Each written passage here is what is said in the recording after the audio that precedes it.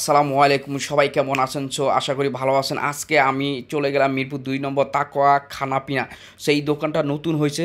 আমি জানতাম না। আমার এক বড় ভাই আমাকে রাতে ১০টার দিকে ফোন দিছে। বলল যে, "বাসা তুই কোথায় আছিস?" তো আমি বললাম, "ভাই আমি আছি তো একটু একটু আশেপাশে কাজে আছি।"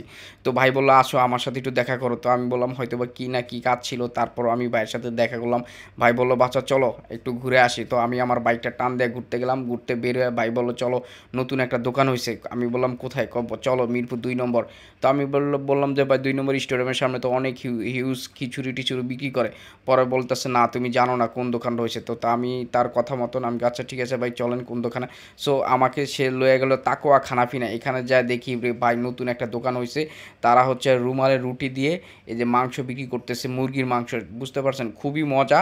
এমনকি আমরা এগুলা নিছি। এমনকি সে আরও অনেক কিছু বিক্রি করে মুরগির রোস্ট, তারপর হচ্ছে গিয়ে চিকেন ফ্রাই আরও আদার্স অনেক কিছুই বিক্রি করে। সো যাই হোক তারা ওইটা আমি নিলাম না। তো ভাই বলল, "চলো কী খাবে?" আমি কই, "ভাই আপনার ইচ্ছা কোনটা নেবেন?" তো সে বলতেছে, "যেটা খাওয়ার জন্য আমি এখানে আছি সেটা তোমাকে খাওয়াবো।" আমি কই, "ওকে ভাই চলেন।"